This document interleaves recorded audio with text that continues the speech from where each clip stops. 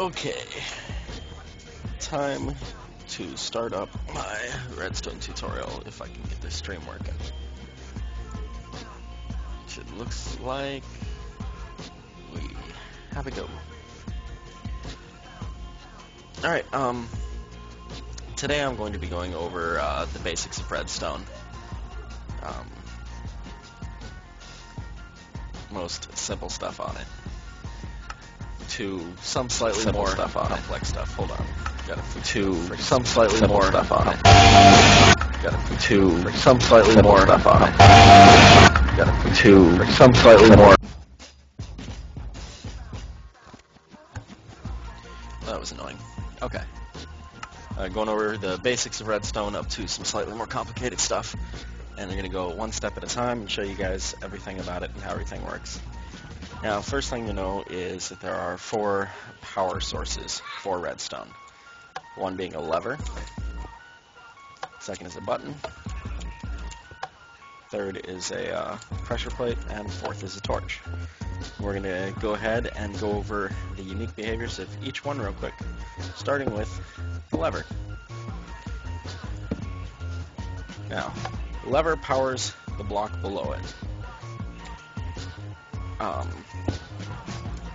The block on the side of it, this side, and this side. So when you turn a lever on, any of these things are going to be powered. Plus, blocks coming out from the lever itself.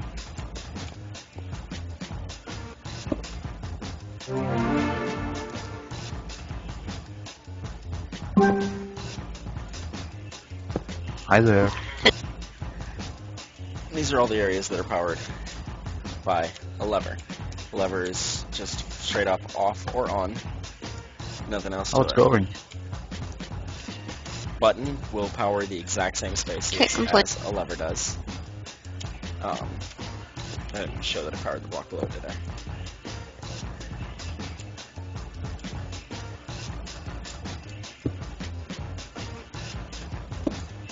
There we go.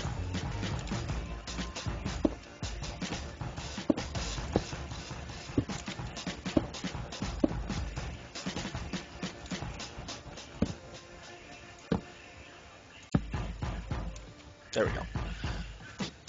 So those are all the areas that are powered by the lever. A button powers the same areas around it. A pressure plate will only power below it and to the sides, not above it. And a torch will power everything around it in all directions. So if you put a block over the torch, it'll still power above it and everything. Hey Redstone, I'm going over a basic tutorial of, well, how to use Redstone. From the most basics to the most advanced.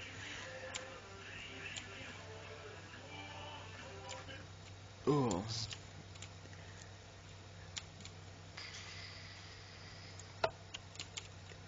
Now, if you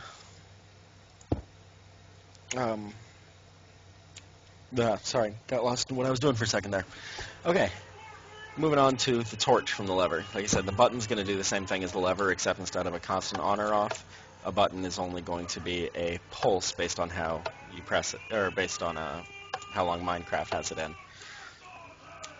Torch, on the other hand, a torch can be on or off, depending on whether or not the block that it's on is powered. So let's put another torch over here to power Redstone, and run that power into this block, and it turns the torch off.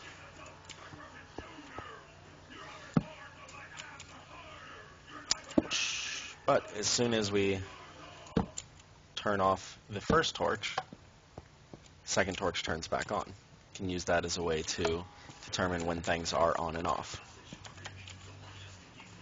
Easiest way to understand Redstone without getting into all the technical stuff is just whether or not there is power and how long something has power for. Go ahead and put a piston down here on the end. When there's no power, the piston's in. Once you give it power by making sure this torch is on, it goes up. Now, torches turn themselves off also if you're not careful, which just makes them flicker until they burn out. And that is because the torch powers this block. So if you were to put redstone above it, the torch is turning or powering the block that it's on and turning itself off.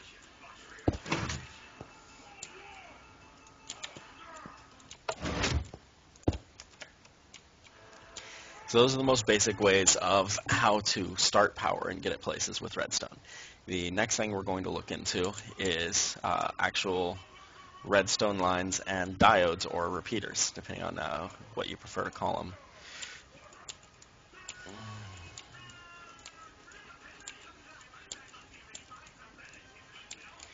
Now, the farthest that a redstone line can go out is 15 blocks. The 16th one will be completely powerless. The way to extend this is with repeaters. Work great to extend something and start it over for another 15. So if you need to put redstone over a long distance, the repeater is the thing to use. Now they have two other functions. One is that they will only take redstone in from the back of them, and they will only put redstone out the front. So they are singular directional. So if you have one going this way and one going that way, it won't power the second one because it can't take input from the front, only from the back. Which also means, if you need to run two redstone circuits close to each other without having them cross, that you can use repeaters for it because it keeps them from crossing channels at all. Otherwise, if you didn't have the repeater there, it would cross the redstone channels. The third function that diodes have is delay. Right now, it'll take 1/10 of a second for redstone to pass from this side to this side. Every tick of delay, which you get by right-clicking on it, adds 1/10 of a second. So that's 2, 3, 4/10 of a second per repeater. So if you want a full second of delay, that right there would give a full second of delay. 4, 4, and 2 for 10/10 of a second. Those are the three primary functions of diodes. Now, they also have the nice ability of being able to transfer power through blocks. They're the only way to transfer power diagonally down through a block, but if they don't have the diagonally down, they don't transfer the power at all. Because what they're doing is they're powering this block and the block below it. Since this block's powered, it powers the redstone on the other side of it, but if it's not there, you're not getting the power anywhere at all. The diode has to actually go into something. Diodes can be powered from above. For instance, if you have redstone up here, it powers the block that it's on, so it allows the diode to take power out of it, even if the section up here is blocked off. If you see, we put regular redstone there, it doesn't power it at all. So you have to have a diode either on the bottom or the top. However, a diode cannot power another one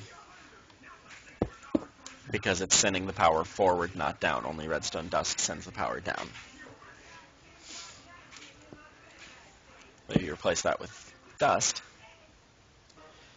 And the reason that it doesn't power the diode is the diode, remember, takes the energy or takes the power in from the back, not the top, whereas this is getting powered from the top. So that's the most basic stuff of how to get power around and how to get it started and stopped. Hey, yes, how's it going, man? The lever and button, like I said, will power the same squares around it. Both of them power the same squares in the same directions.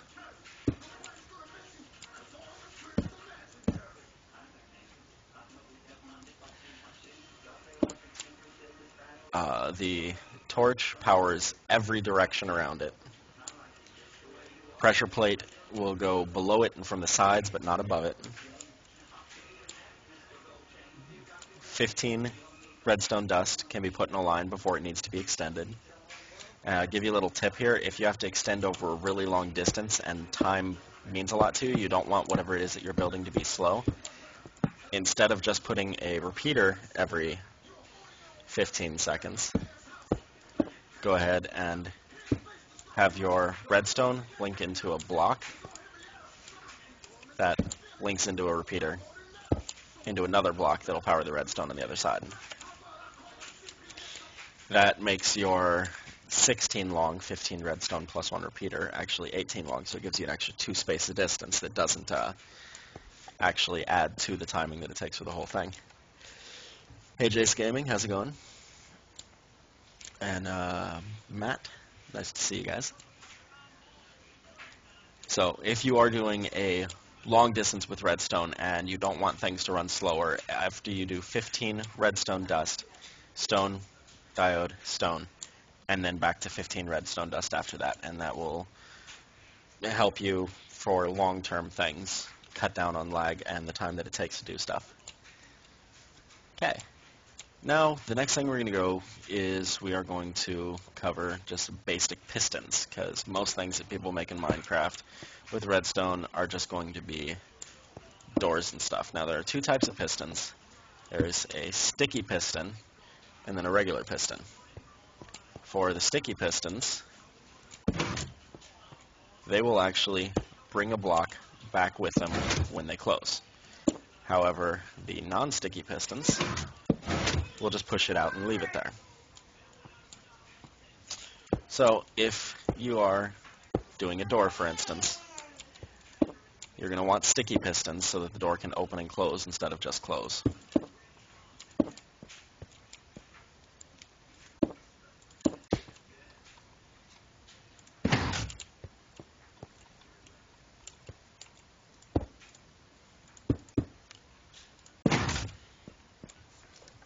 Now, most common way to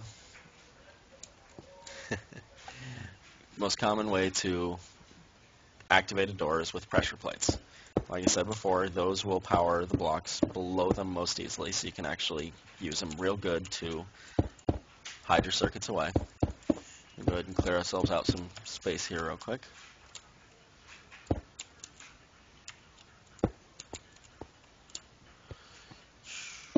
Ooh, wrong thing. That's supposed to be a block.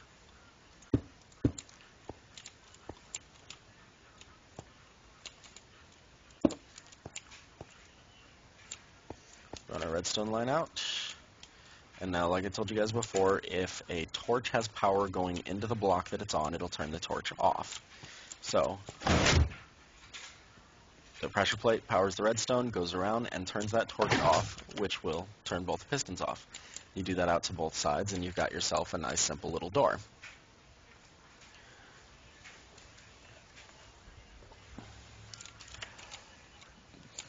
Little 2x2 door is pretty much the most basic, easy thing in the world you can make with redstone.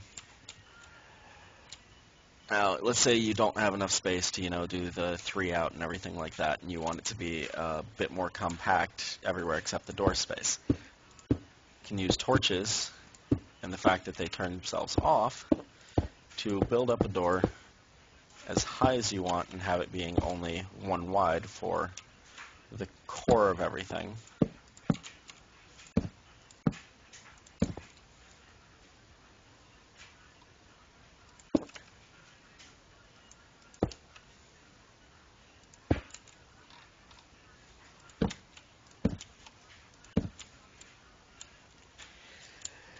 Now, when you do this, they will power all the pistons going out from them.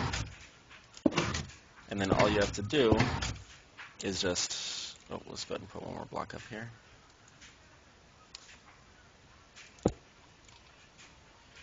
All you have to do for this is just turn off this bottom row of 3 torches.